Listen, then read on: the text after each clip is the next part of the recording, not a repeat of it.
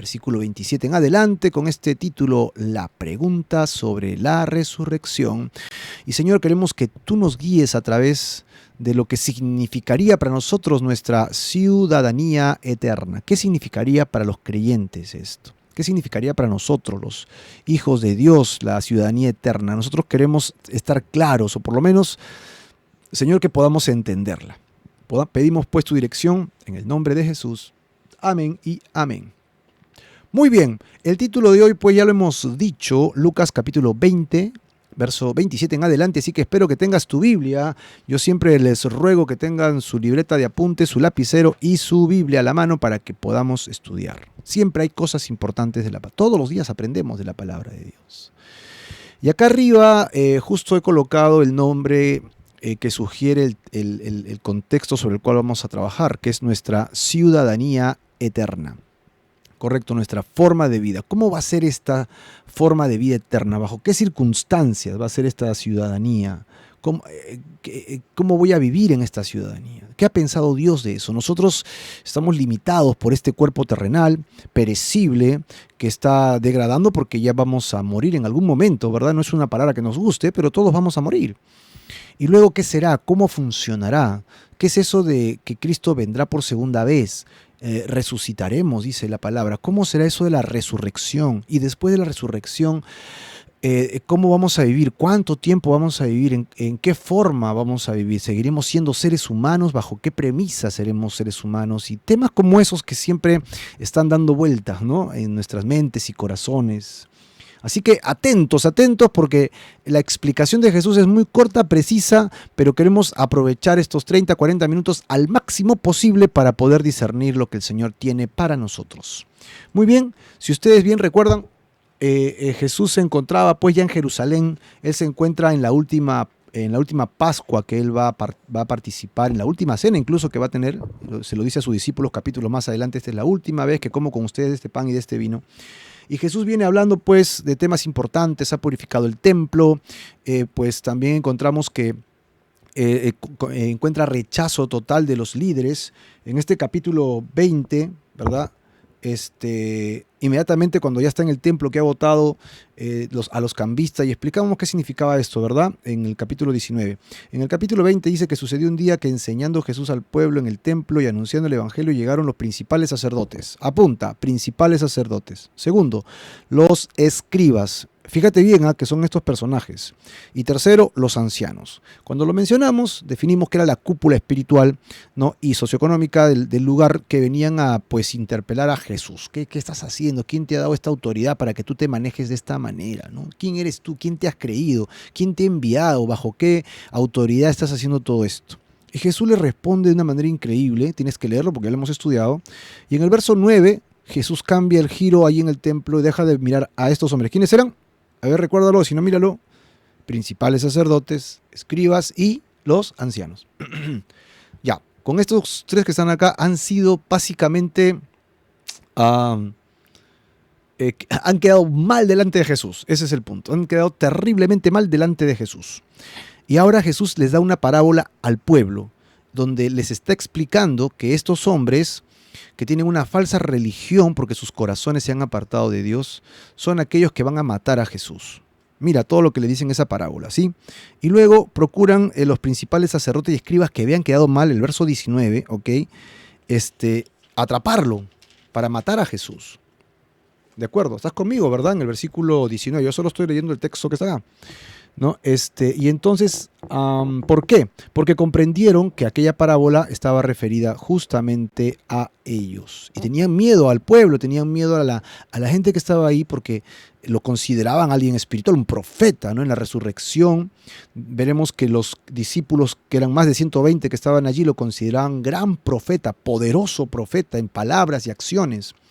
Y que los líderes espirituales lo mataron por órdenes lo mataron como asesinos intelectuales mediante la mano de Roma. O sea, la gente se dio cuenta de lo que va a suceder. Ok, entonces, ¿qué hacen estos hombres? Envían hombres perversos, disfrazados de hombres piadosos, El texto en el Evangelio de Lucas dice espías, versículo 20. Estos espías llegan y arman pues toda una trama contra Jesús para quererlo atrapar con relación a los impuestos. Y Jesús le da la vuelta de manera maravillosa y dice que ellos se quedaron tan maravillados, sorprendidos con lo que les dijo, que ya no tenemos respuesta para eso. Y eran hombres astutos, ¿ah? Y Jesús inmediatamente les cambió el disco. Ellos no supieron cómo responder. Ahora, en el versículo 27... En el versículo 27, que es el versículo que estamos estudiando ahora, yo te pongo siempre algunas imágenes y versículos para que te ayuden. Pero yo te rogaría que por favor siempre uses tu Biblia, ¿sí? Usa tu Biblia, ¿de acuerdo? Para que tengas tus propios apuntes allí, es importante. En el verso 27 vamos a ver quiénes llegan. ¿Te acuerdas quiénes habían llegado antes? Los principales, los escribas, perdón, eran fariseos y los ancianos. Pero ahora en el versículo 27 dice que llegando entonces algunos de los... y cambiaron. Ahora ya no son los principales sacerdotes, los ancianos. ¿Quiénes son? Los saduceos. Ok. Recuerden que la religión judía tenía varias interpretaciones con relación a las escrituras. Y habían grupos que se habían separado internamente de acuerdo a sus posturas.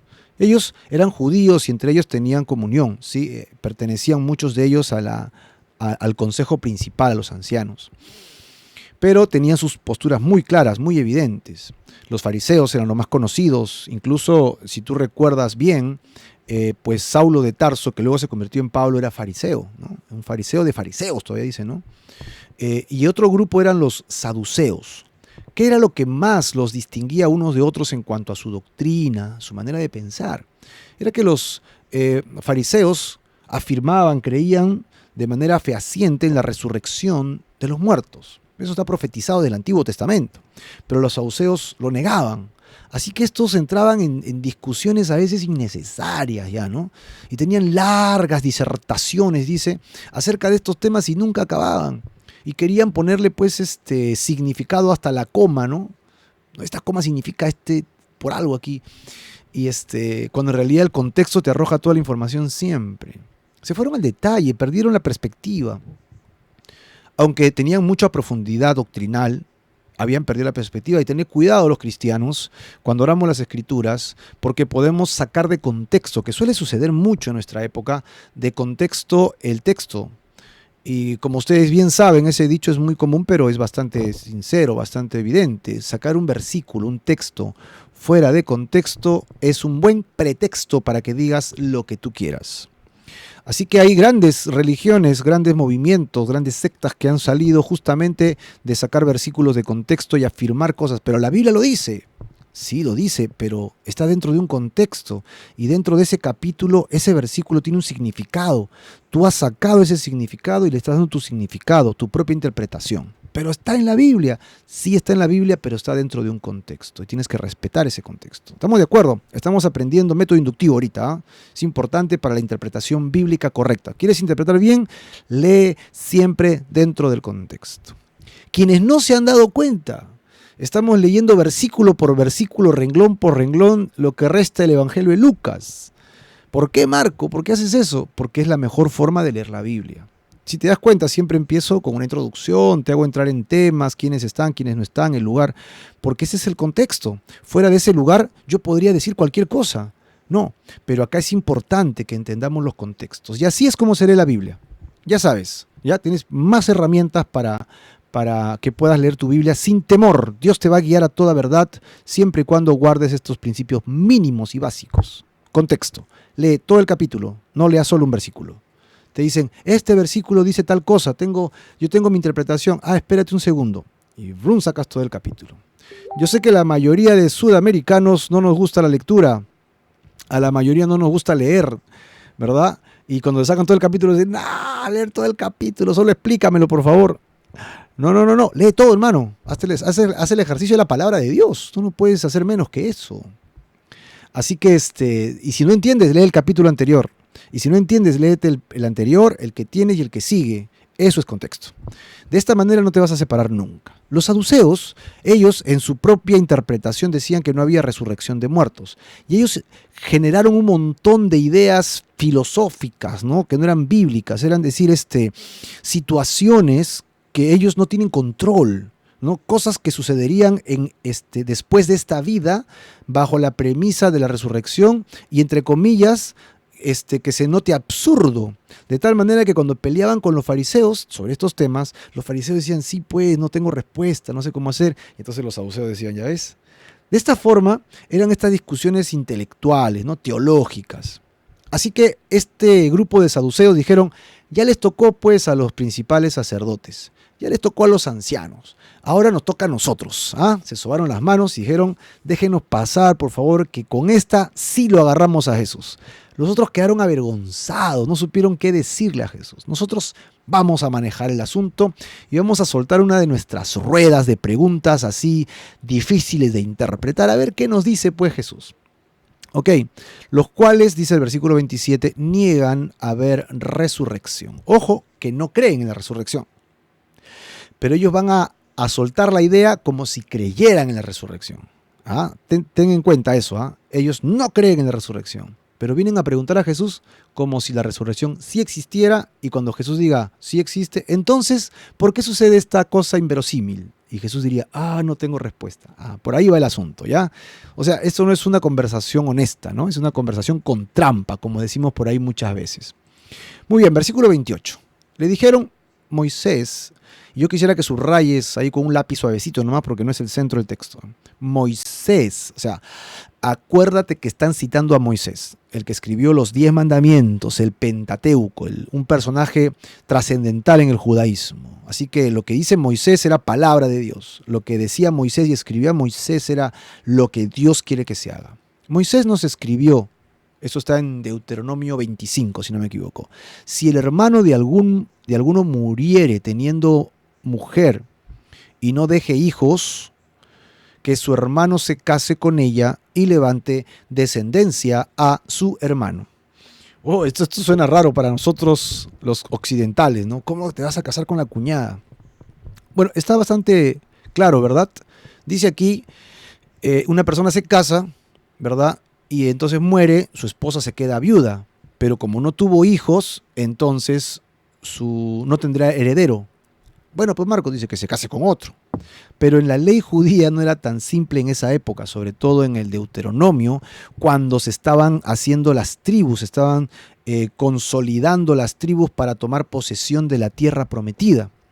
Todas las tribus iban a entrar en orden e iban a recibir posesión de la tierra prometida como Dios les dijera. ¿Cómo? Por linaje. Y por linaje recibirían territorios.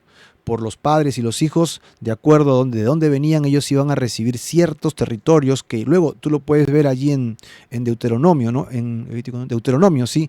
Cómo se dividen todos los terrenos por mandato de Dios. Correcto.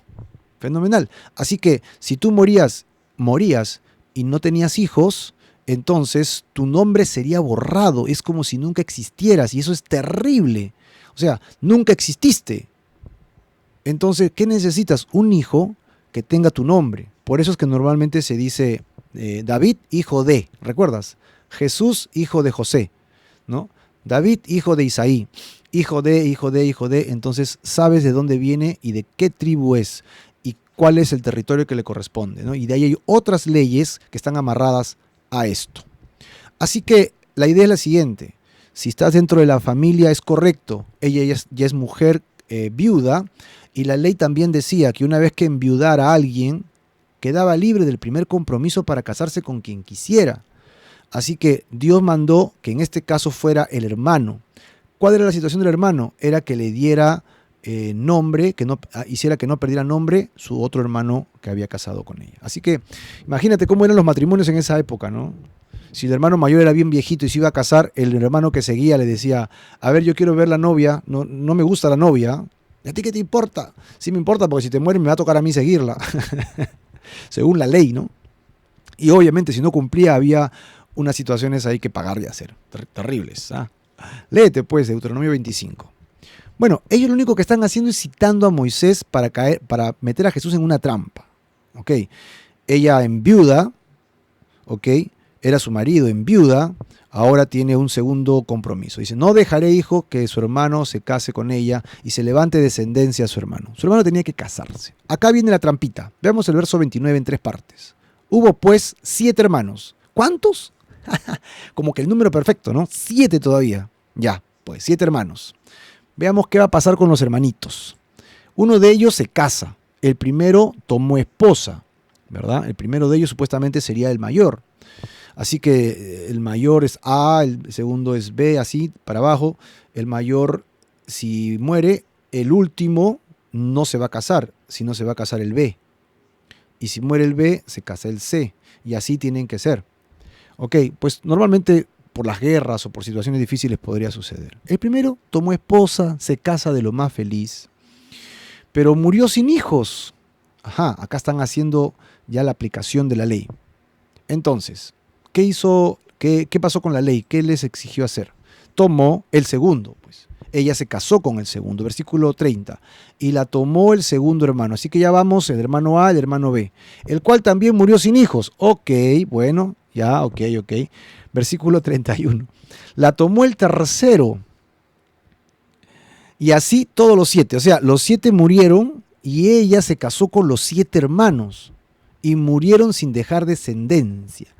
Como dirían en algunos pueblos lejanos y en algunas ciudades, la viuda negra, ¿no? O sea, te casas y te mueres. Pues ella tomó como marido a los 7 y los 7 fallecieron sin descendencia. Bueno, ¿qué sucedió luego? Versículo siguiente.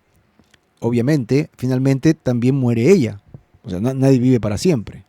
Entonces, acá viene la pregunta con trampa. Acá viene la pregunta con truco, ¿no? Una pregunta con truco. ¿Cuál es la pregunta? Versículo 33. En la resurrección. ¿No me preguntas nada? Yo sí te pregunto. Hermano, ¿no es que no creían en la resurrección? Son saduceos. Ellos no creen en la resurrección. Pero están citando para hacerlo caer en trampa. En la resurrección, pues. Con el pues todavía, ¿no? Seguro que levantaron hacia acá. Y en la resurrección, pues. ¿De cuál de ellos será mujer? Ya que los 7 la tuvieron por mujer. Era una pregunta difícil de responder sin tropezar, por lo menos. Evidentemente ellos no estaban tomando en cuenta la otra ley que decía justamente la libertad en la que la mujer quedaba después de quedar viuda. Es como ahora también, ¿verdad? Alguien está casada o casado y en viuda, y si se quiere casar con otra persona, no está cometiendo adulterio. ¿Por qué? Porque quedó libre del primer compromiso. Eso es legal, eso está bien, espiritualmente bien, es decente, está dentro de lo correcto. Así que una persona que enviuda, es más, Pablo dice en la primera carta a Timoteo, justamente a su discípulo Timoteo, que las viudas jóvenes se vuelvan a casar, dice. Que se casen otra vez, porque están jóvenes, pueden rehacer sus vidas. Y las más ancianas, mayores de 70 años, que hayan lavado los pies de los santos, que hayan servido, mujer de oración, y hay unos requisitos, que la iglesia los mantenga. Eso es lo que dice. Una mujer que ha servido en la iglesia, ¿no? Una mujer que ha dado su vida por el ministerio, se ha dedicado a la iglesia debe mantenerlo. Mantenerla, ¿no? Ahí están los requisitos, ¿ah? Pero Pablo mismo dice que se vuelve a casar. Entonces ellos están obviando algunas reglas que el mismo Moisés había dicho. Solo están queriendo poner a Jesús en trampa. Que Jesús hubiera ido por ese ángulo simplemente y hubiera respondido, bueno chicos, pero ustedes están olvidando de esta otra ley. ¿Qué pasa, no? O sea, ¿qué sucede? ¿Por qué me preguntan estas cosas a mí? Pero Jesús, como siempre, de manera magistral, ¿no? De manera magistral, va a tomar lo que ellos dicen. Entonces responde Jesús en el verso 34 y les dijo, los hijos de este siglo, evidentemente, sí, se casan, sí, los padres dan en casamiento a los hijos, eso es correcto, eso pasa, y está afirmando lo que ellos dicen. Mira que está redarguyendo, ¿no? Está tomando lo que ellos dicen y sobre lo que ellos dicen nada más está respondiendo Jesús, no está respondiendo más allá de lo que ellos toman. Verso 35. Mas los que fueren tenidos por dignos de alcanzar aquel siglo,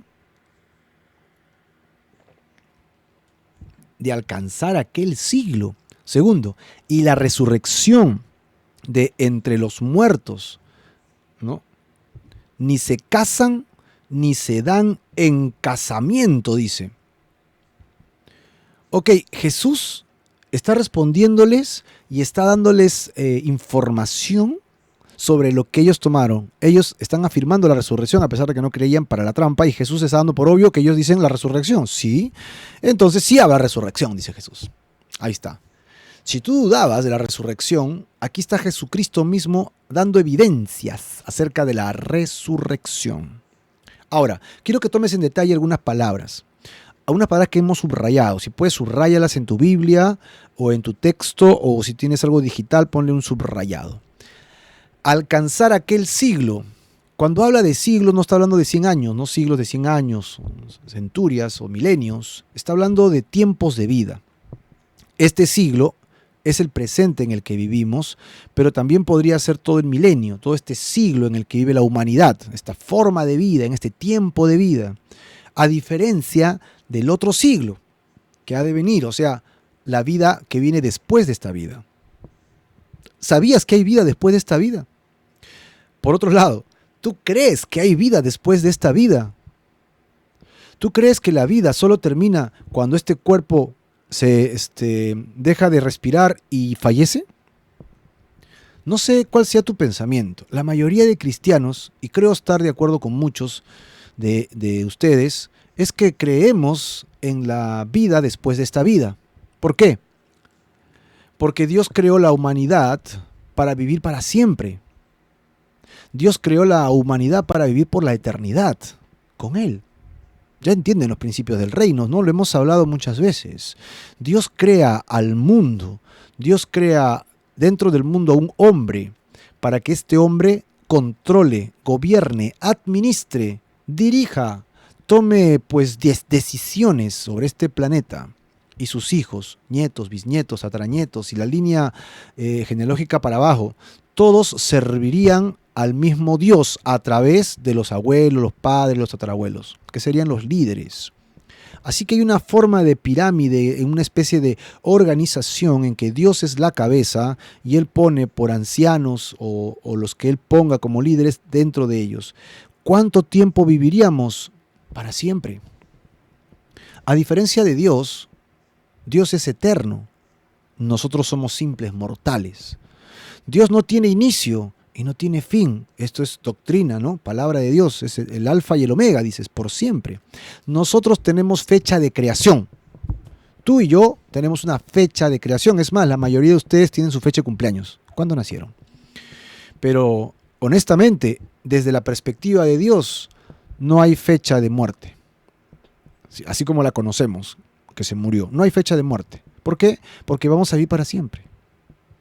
Así que el objetivo de Dios sí se va a cumplir. Él nos creó de esa manera y eso no ha cambiado. Vamos a vivir por la eternidad. Pero cuando el hombre peca, desobedece a Dios y regresa sobre sus pasos para vivir su propia forma de vida, ¿no? Siendo caprichoso, egoísta, pues toda la lista que todos ustedes conocen, hermano. Yo no quiero mencionar todos nuestros pecados porque no son agradables. Cuando nosotros decidimos alejarnos de Dios, Dios no quebró su plan. Él mantuvo el principio de su plan. ¿Cuál es? Vivir para siempre con nosotros. Y los que no quieren vivir con Dios, qué lamentable, seguirán viviendo para siempre, pero sin Dios. ¿Y en qué cuerpo? De eso se trata el siglo venidero. Porque como para Dios no había corte, el hombre al pecar hizo un corte, pues, porque Dios le dijo, al polvo regresarás. Al polvo regresarás. Tu cuerpo tiene que regresar al polvo porque tu cuerpo fue tomado del polvo de la tierra. Del polvo fuiste tomado, al polvo regresarás. Cuando Adán peca, Eva peca, les dice a ellos que la tierra será maldita. La tierra será maldita por consecuencia de la mala administración del hombre, por nuestra culpa, por lo que nosotros hacemos o dejamos de hacer espiritualmente. Es nuestra culpa que este mundo se haya corrompido. Entonces, cuando yo acepto esa culpa, cuando yo acepto que he pecado, que no solamente nací con esta influencia del pecado, sino que he tomado decisiones de pecado, me hago responsable. Digo, Señor, ¿y ahora qué hago? Para eso vino Jesús, para eso vino el Señor, para limpiar mis pecados a través de la sangre de Jesucristo. Él limpia mis pecados y entonces yo regreso a Dios, pero tengo un problema, querido hermano. ¿Sabes cuál es el problema? Este cuerpo tiene que regresar al polvo. Porque este cuerpo está contaminado por la carne, por la tierra que ha sido maldita. Y entonces, ¿qué voy a hacer? Necesito otro cuerpo. Para Dios hay un corte, pero no es el final. yo resucitaré de entre los muertos y Dios me dará otro cuerpo para seguir viviendo el plan de Dios. ¿Cuál es? Reinar en este planeta. Y siempre tratamos de colocar una imagen de un planeta a nuestro alrededor, ¿recuerdan? Imagínate, este planeta que está pues alicaído, este planeta que está lastimado, este planeta que está con la capa de ozono media mal, que tiene los mares contaminados, es producto de nuestra mala administración. Y tú y yo sumamos a esta mala administración, ¿verdad? Es más, ni nos cuidamos el cuerpo que Dios nos ha dado. Hacemos con él como nos da la gana, ¿no? Fornicación, drogas, alcohol, qué sé yo, pues hermano, todas las cosas que le metemos al cuerpo, sin considerar el mal que le hacemos al planeta y no nos interesa, no nos interesa. Y no es nuestro, es de Dios, y Él nos lo ha dado para administrarlo. Ahora, ¿cómo hago entonces con este cuerpo que pertenecía a este mundo, que está paganizado, que está maldito? Es que solamente vendrá el momento en que Jesucristo regresará a este mundo y reparará todo el planeta. Hará un planeta reconstruido. Él formará este planeta otra vez y hará que ahora sea perfecto como en el Génesis. Y nosotros saldremos del polvo de la tierra y nos volverá a ser. Y nos volverá a ser, ¿verdad? Y allí recién nuestros cuerpos serán redimidos. El libro de Romanos dice que nuestro espíritu ya fue redimido por la sangre de Cristo. Amén. El que cree esto, diga amén ahí. Si tú crees que Cristo ya pagó por el precio de tus pecados y tú eres limpio de tus pecados por la sangre de Jesús, tu cuerpo no. Romanos dice que tu cuerpo todavía falta ser redimido. ¿Cuándo? Cuando Él venga en las nubes del cielo para reinar en esta tierra. Así de simple. Y allí tendremos un nuevo cuerpo con el cual podremos vivir. Nosotros, para que lo tengamos claro, es este siglo y el venidero. Este siglo en el que vivimos con este cuerpo pegado a la maldad, con el que tengo luchas constantes, y el siglo venidero en el que tendré este nuevo cuerpo con el Señor. ¿Cuántos quieren ese nuevo cuerpo? Como loco hablo, ¿no? Dice Romanos capítulo 1, 16, pues el evangelio que estamos predicándoles ahorita es locura para el hombre, para el intelectual. Dice, ¿qué está hablando este loco, no? Pero para los que creemos es poder de Dios. Este siglo terminará pronto. Este tiempo terminará pronto. Para que Él venga a reinar. Cuando Él reine empezará el siguiente siglo. Y yo reinaré con Él allí. Porque soy bueno, porque soy alguien especial, porque tengo algo especial en mí. No, de ninguna manera. Pablo dice en Corintios, ¿no?, que lo vil y menospreciado escogió Dios. Lo que no era, para avergonzar a aquel a quien cree que es algo. Al que no puede, para avergonzar al que todo lo puede. ¿Ah? Ahí tenemos a Dios, entonces, que toma a veces lo que este mundo desecha. Lo que este mundo dice, no, Él no tiene nada bueno, pues, ¿qué vamos a sacar de ella? ¿Qué vamos a sacar de Él? Y si tú creías que no eras bueno para poder hacer la voluntad de Dios, entonces hoy día acabas de calificar para el reino de Dios, para que Dios te pueda utilizar. Así que esta primera línea que has subrayado en el versículo 35 es de alcanzar aquel siglo, o sea, el siglo que ha de venir. Esperemos que tú y yo estemos pues enrolados en este nuevo siglo que se nos viene, ese siglo venidero que el Señor nos ha prometido. Son las esperanzas del creyente. Sobre esa vida es que tú y yo viviremos el resto de la eternidad. Así que aférrate a esas verdades. Este mundo perecerá, junto con sus riquezas, sus reyes, el mundo, el sistema, todo lo que hay morirá. Y tú y yo reinaremos con Cristo en un nuevo planeta reconstruido por el Señor. Así por eso es que dice, mas los que fueren tenidos por dignos de alcanzar. ¿Ah? Dignos porque Cristo nos hizo dignos, no porque lo somos, por cuenta propia. Él nos hace dignos. En Él tenemos vida eterna. ¿Y cómo alcanzaremos eso? Y ya lo hemos dicho a través de este diálogo, la resurrección de entre los muertos. La Biblia dice que la palabra muerte es separación. Ojo, por favor apúntalo para que tengamos claro en el contexto del reino de Dios. Muerte es separación. ¿Separación de qué? En el Génesis, ¿te acuerdas? El hombre morirá, si pecare morirá, y el hombre pecó. ¿Y cómo murió? No cayó al suelo, se separó de Dios. Eso pasó. Ahora, tú mueres, físicamente tu cuerpo regresa ¿a dónde? Al polvo de donde vino, y tu espíritu y alma regresan a Dios, quien los creó. Eclesiastés dice que regresarás a Dios quien te creó. Pero si tú vas regresando a Dios, pero no tienes a Cristo como tu Salvador, no has creído en su muerte que es vicaria, que ha pagado el precio de tu pecado, no lo aceptas, entonces habrá un pequeño juicio para ti. Tú no has creído en toda tu vida, no puedes creer ahora. Se creía mientras estabas en ese cuerpo físico de este siglo, pero no en el cielo. Entonces, ¿qué harás? Serás separado y llevado a un lugar que se llama lugar de tormento en el Hades. Ahí esperarás lo que resta de este siglo hasta que Él venga a reinar. Y después 1000 años más todavía. ¿Eh? Ahí dice la Biblia en Apocalipsis. Así que la resurrección de entre los muertos va a ser aquel que su espíritu sí pasó, ¿no? Sí cumplió con el objetivo. ¿Cuál era? Haber creído en Cristo Jesús, haber vivido el reino de Dios creyendo en este cuerpo, ahora, hoy día, como lo estamos diciendo, con la fecha de hoy día, ¿no? 23 de junio del año 2020, hasta hoy día, si Cristo viene mañana, se acabó el tiempo, este siglo se acabó. Pero mientras que Cristo esté por venir, tienes tiempo de arrepentirte, no esperes hasta mañana, hermano. Hoy es el día, mejor día de salvación. Cuando asciendas al cielo, Cristo luego dice que regresará entre las nubes del cielo, los muertos en Cristo. Ojo, no todos, sino los que están en Cristo. Yo he creído en Cristo. Mi cuerpo muerto resucitará, mi alma y mi espíritu se juntarán, y otra vez seré espíritu, alma y cuerpo, y tendré un cuerpo nuevo. Viviré en un cuerpo nuevo. Esa es la resurrección de entre los muertos para el creyente. Y la otra resurrección, olvídate, hermano. Después del milenio, dice Apocalipsis, que todos resucitarán para juicio y serán lanzados al lago que arde con fuego y azufre. Creo que es el capítulo 21 de Apocalipsis. Oh, yo no quiero ir a ese lugar. Yo prefiero pagar el precio ahora que tenga que pagar por seguir a Cristo. Así me llamen loco, así no crean en lo que digo. Si tú lo crees como yo lo creo, ya somos dos locos. Y si hay más por allí, pues muchos crazies, hartos locos por todos lados, porque somos locos para Cristo. Pues dice que si tú pasas por eso, ¿verdad? Eres digno de alcanzar ese siguiente siglo, resucitarás de entre los muertos, ascenderás al cielo con el Señor, y cuando el Señor ya nos premie, nos dé todo lo que tiene que las bodas del Cordero, amén. Tendremos un juicio del tribunal de Cristo, las cenas del Cordero, regresaremos con el Señor acá a la tierra para vivir 1000 años. Ok, 1000 años, ¿no? Descendemos para vivir en la tierra, y aquí a continuación dice en el versículo 35, ellos ya no se van a casar, ellos ya no se darán en casamiento.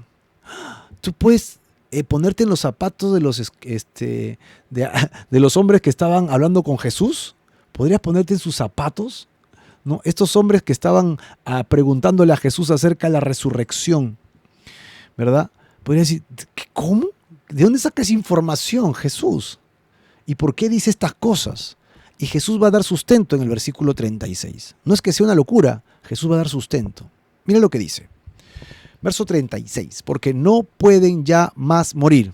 Por eso es que no se casan y tampoco se darán en casamiento. ¿Por qué? Porque ya no morirán. Es decir, vivirán ¿para cuánto tiempo? Para siempre. ¿Estamos de acuerdo o no?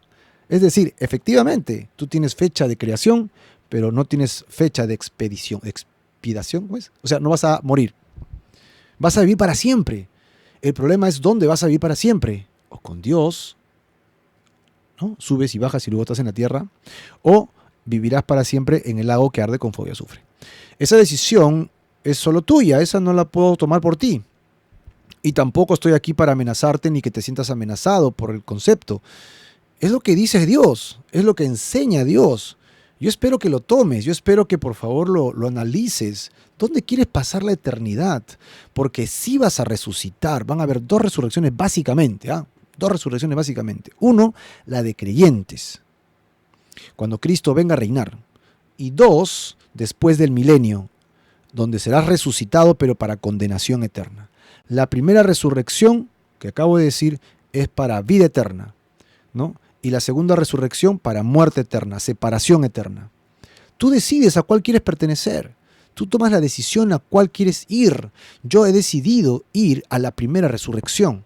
No porque sea bueno otra vez, no porque tenga algún valor, es porque simplemente he reconocido mis pecados. Reconozco que Cristo ha muerto por mí y Él es el Todopoderoso con su sangre para recibir mi castigo, es mi sustituto.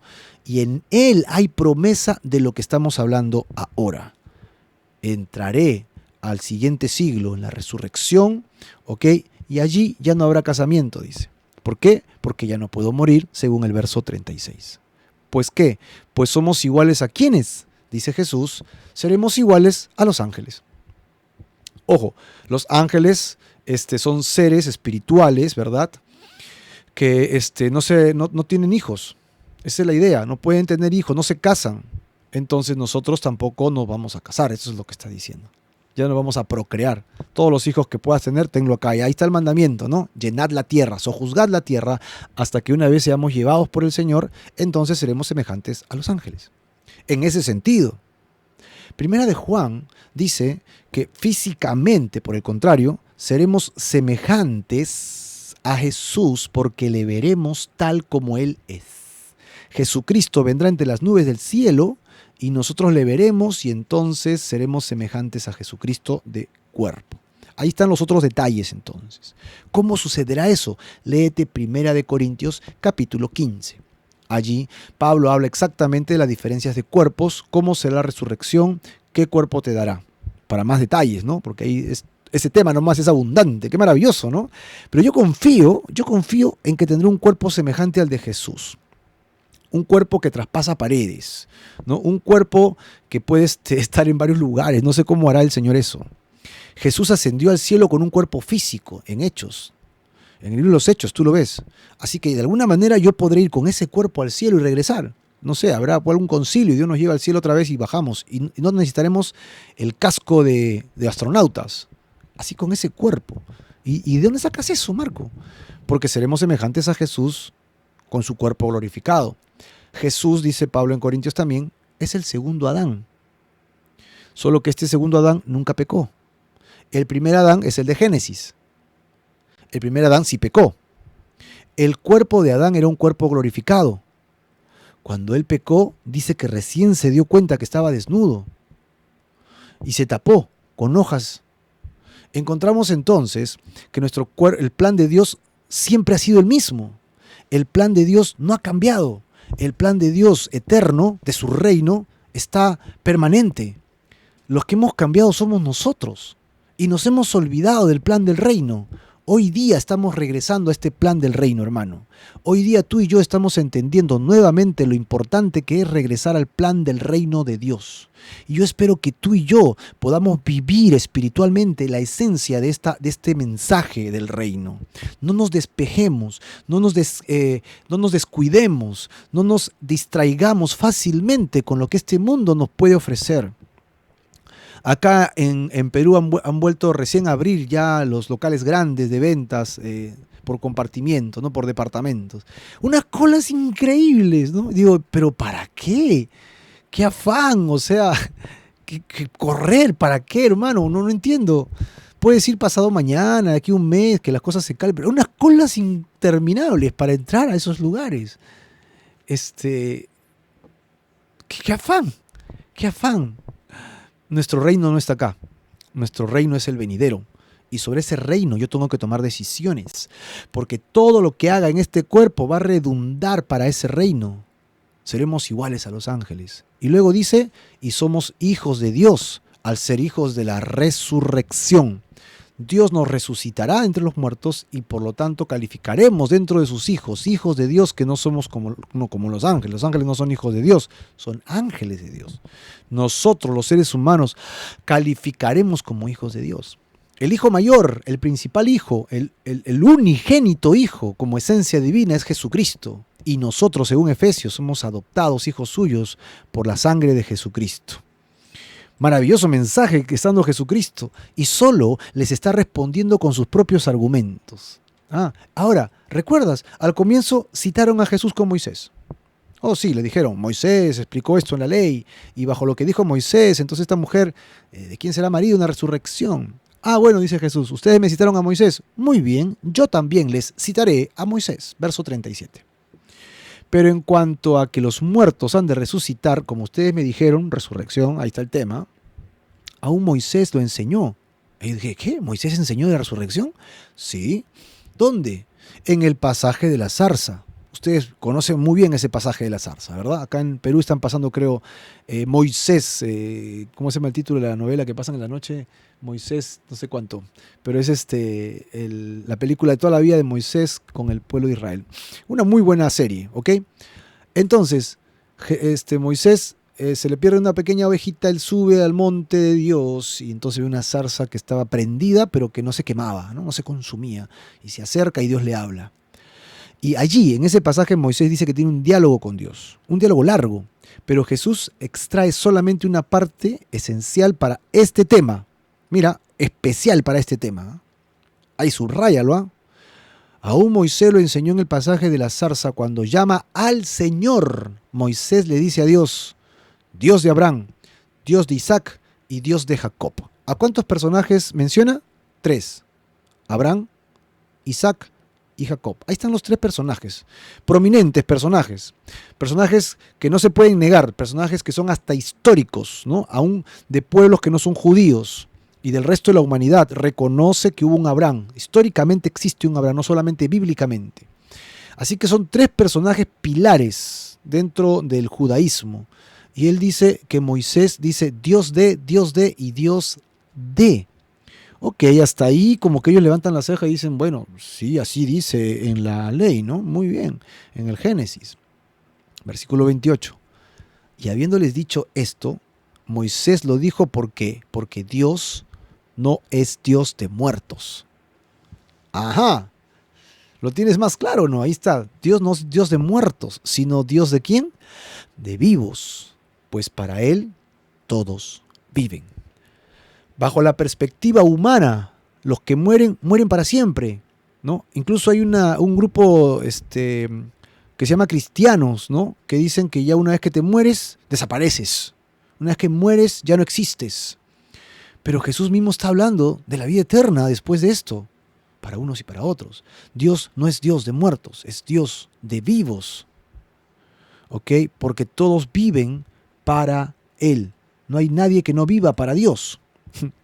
Respondiéndole a alguno de los escribas que decía, no, nos atrapó con la misma pregunta que le hicimos, le dio un giro, sacó otro texto bíblico y nos demostró todo lo que está diciendo. Y entonces levantaron los hombros, tal vez, ¿no? Y dijeron, maestro, bien has dicho, o sea, a ningún fariseo atrapamos con ningún fariseo nos pudo responder, pero tú, Señor, realmente tienes revelación de Dios, ¿no? Revelación de Dios. ¿Y qué hicieron? No osaron preguntarle nada más. No dijeron una sola palabra, dijeron, no, ya no podemos seguir con esto. Así que Jesucristo literalmente les ganó a todos los que venían contra Él. Él pudo vencer a cada uno, a todos y cada uno de sus enemigos, en este caso enemigos verbales, enemigos de doctrina, ¿no? La inteligencia, la sabiduría, ¿no? La maestría de Jesús para responder al nivel, con conocimiento, con doctrina, con palabra, es realmente audaz, es realmente sobresaliente, es realmente fascinante. La vida de Jesús es fascinante. Y los que somos cristianos nos gozamos en ver a nuestro Maestro en acción, ¿no? Decimos, wow, Jesús realmente es poderoso, realmente es sobresaliente, es el Hijo de Dios, pues. Jesús es Dios hecho carne, que habitó entre nosotros, y dijeron los apóstoles, vimos su gloria como la del unigénito del Padre, lleno de gracia y lleno de verdad, ¿no? También dice el evangelista Juan en sus cartas, tocante al verbo de vida, nuestras manos lo tocaron, nuestros ojos lo vieron, estuvimos cerca a Él, somos testigos de la vida, muerte y resurrección de Jesucristo. Él venció a la muerte, y al vencer a la muerte, si tú has creído en Él, tus pecados no solo son perdonados, sino que así como Él resucitó de entre los muertos, tú y yo también resucitaremos de entre los muertos. ¿Por qué? Ya lo dije, porque Él resucitó. Eso está en las cartas de Pablo. Tú y yo resucitaremos, hermano. Si has creído en Jesucristo, nada puede detenerte. Tienes vida eterna en Cristo Jesús, Señor nuestro. Así que Hoy día vimos en este pasaje de Lucas 20:27 la pregunta sobre la resurrección. Y hoy día hemos hablado un poco sobre nuestra ciudadanía celestial. ¿Cómo va a ser nuestra ciudadanía, no? Nuestro cuerpo, reinaremos, seremos reyes en el cielo. Pero ahora yo tengo una pregunta para ti. Esta pregunta para ti está en el centro de nuestro banner, ¿verdad? ¿Crees tú en la resurrección de entre los muertos para vida eterna? ¿Crees tú que tendrás vida eterna en Cristo Jesús? ¿Crees tú que el Señor te ha entregado la posibilidad de que puedas entregar este cuerpo mortal y que un día resucites de entre los muertos para que la pases con Él? ¿Crees tú que Dios te ha dado una segunda oportunidad para su reino? ¿Te crees tú a la persona que Dios puede hacer digna de entrar al siguiente siglo, al siglo venidero? Estas respuestas son de preguntas, son de reflexión. No deseo que me las respondas ahora, pero si tú quieres escribirlas, amén, ¿no? Es lindo cuando yo veo acá respuestas de los hermanos que nos dicen, sí, amén, yo creo, tengo preguntas, quiero que me respondas esto otro. Sí, hermanos, si hay inquietudes, por favor, yo también tengo preguntas. Aquí nadie sabe todo, pero la ventaja es que tenemos al Espíritu Santo y tenemos la revelación de Dios, que es su palabra, ¿no? Que está escrita para que tú y yo podamos discernir. Nos ha dado inteligencia para poder preguntarle a Dios y entenderlo. Mira, eso no lo tienen los animales. Nosotros no somos una casualidad del universo. Nosotros no estamos destinados porque el universo haga algo con nosotros. Somos hijos de Dios, creación de Dios. Nos formó a su imagen, conforme a su semejanza. Nos perdimos, pecamos, pero Él nos tomó en Cristo Jesús y dice que nos volvió a hacer con sus manos maravillosas. Como un poema nos tomó y nos volvió a formar. Si tú crees estas cosas, hermano, yo te ruego que tú le entregues todo tu corazón, toda tu voluntad, que no dejes nada afuera, sino que le entregues toda tu vida al Señor. Deja que Dios sea el gobernador total de tu existencia y que Él bendiga tu corazón. Deja que Él sane tus heridas y llene tu vida de su paz y de sus abundantes bendiciones. Vamos a orar, ¿qué les parece? Para terminar este tiempo fabuloso en las cosas del Señor. Hoy día me he gozado con este texto, realmente me he gozado. Son temas fascinantes para mí. Me deleito en estas verdades eternas, porque son las cosas que Jesús enseñó y quiere que vivamos por ellas. Dios eterno, oh Señor, estamos tan agradecidos por habernos rescatado, por habernos sacado de nuestros pecados, porque sí, Señor, hemos pecado, hemos sido agresores, hemos sido ofensores, transgresores, hemos roto tu palabra, hemos roto, Señor, tus mandamientos. Señor, nos hemos equivocado. Y, Señor, a sabiendas, también, con conocimiento de causa, hemos hecho lo malo, Señor. Sabemos que es así. Y en esta noche nos arrepentimos de todo corazón. Nos arrepentimos, Señor, y que nuestra voluntad total, Señor, es entregada a ti. Porque tú eres nuestro Señor. Tú eres nuestro Redentor. Y, Señor, en ti confiamos en esta hora y te entregamos nuestras vidas para siempre. Recíbenos, Jesús. Señor, aquí estoy con mis hermanos, conectados por este nuevo medio, esta nueva forma de estudiar tu palabra. Y queremos reconocer que estamos arrepentidos de nuestros pecados. Señor, siendo cristianos, nuevos en la fe, aquellos que tenemos algún tiempo en las cosas cristianas, pero que no entendemos todo, lo que sí sabemos es que nos arrepentimos totalmente de nuestra forma de vida sin ti. Y que a partir de hoy día hacemos este compromiso de dejar nuestra carnalidad, nuestra vieja naturaleza, nuestras viejas ambiciones que solamente han pervertido nuestro corazón y nos alejaron de ti. Señor, hacemos el compromiso de arrepentirnos de todo lo malo que hemos hecho hasta hace poco, Señor, y aún siendo creyentes, hemos perseverado en cosas ocultas tal vez, pero aquí estamos. Recíbenos, límpianos, sánanos, y hoy día, realmente hoy día, ponemos toda nuestra fe total en la obra vicaria de Jesucristo en la cruz. Lo que tú has hecho en la cruz, Señor, es pagar el precio de mi pecado y rescatarme con tu inmenso amor. Y aquí estamos, Señor, dispuestos a que tú, Señor, extiendas tu mano y sanes nuestras vidas y almas, y que nos evites ir, Señor, al fuego eterno de la perdición, y por el contrario, encontrar la inmensidad de tu salvación. Tú no quieres que el hombre perezca, tú deseas que el hombre venga arrepentido a tus caminos y encuentre vida eterna. Por lo tanto, Señor, recíbenos a todos los que estamos hoy día orando, y toma en cuenta nuestros nombres para la vida eterna y salvación. Gracias, Padre, en el nombre de Jesús. Amén y amén. Aquí tenemos a varios hermanos. Vamos a orar por algunos de ellos. Bendice, Señor, a Víctor Bepe, a Chelita, a Blanca Amaya, Sofía Marquina. Bendice a Flor, a Diana. Bendice a Elena, a Lau Arias, a Misael, a Katia Silva, a Hugo Cereceda. Trae tu presencia a la vida de María Azucena, Señor, de Tania Zurita. Bendícela allá en Estados Unidos junto a su esposo y sus hijos. A Carlos Ruales, envuélvelo de tu gracia, de tu amor y de tu verdad. A Johnny Cabrejos en Los Olivos. Trae tu presencia, tu paz en su casa, tu provisión. Señor, tú eres bueno, santo y poderoso por toda la eternidad. Bendice a Adriano, a Danilo, Señor, trae tu amor abundante. A Luis Valdivia, Señor, a Liz Méndez. Señor, te entregamos nuestros corazones y nuestras vidas para siempre en el nombre de Jesús. Amén y amén.